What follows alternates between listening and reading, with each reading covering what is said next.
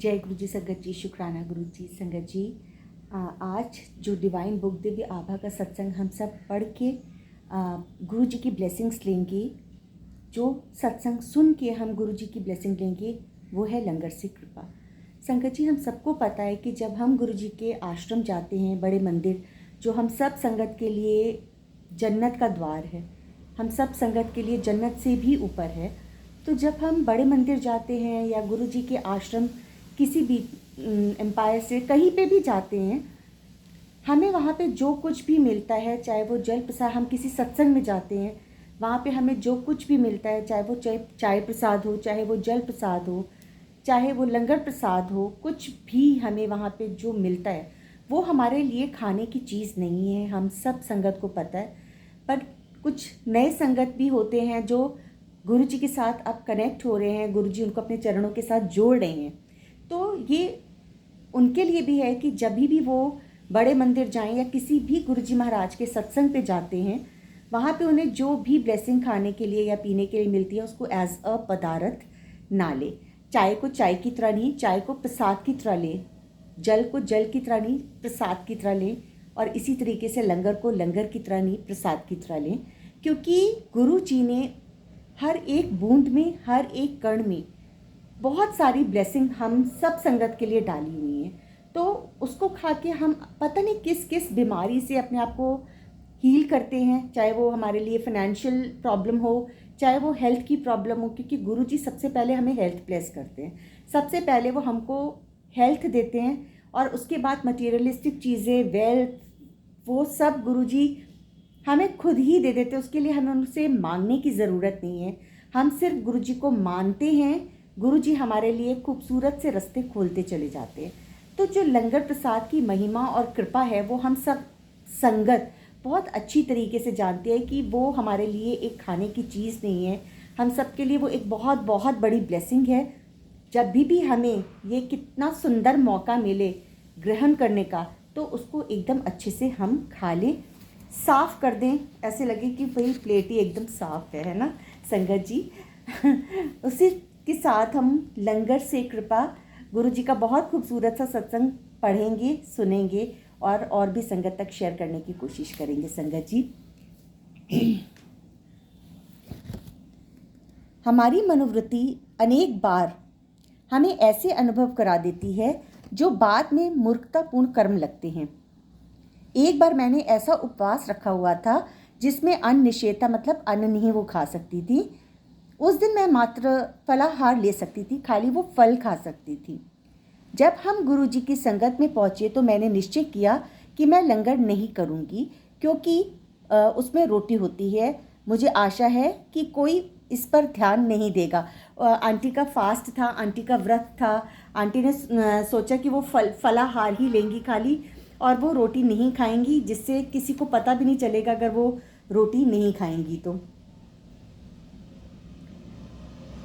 उस दिन 200 से अधिक श्रद्धालु थे और लंगर के 6 चक्र हुए थे, परंतु गुरु जी को इसका ज्ञान हो गया था और उन्होंने मुझे अंतिम चक्र में लंगर खाने को कहा।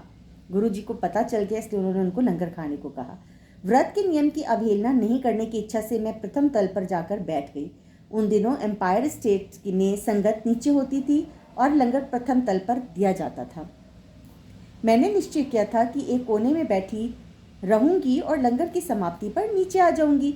इस प्रकार मैंने 2 अपराध किए थे। पहला, गुरु जी के निर्देश की अवहेलना करने का, और दूसरा, उनको धोखा देने का प्रयास किया था।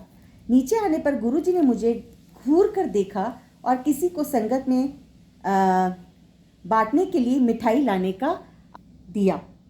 उन्होंने प्रसाद बांटना आरंभ किया और मेरी बारी आने पर मुझे दूसरों की अपेक्षा दुगनी मात्रा दी।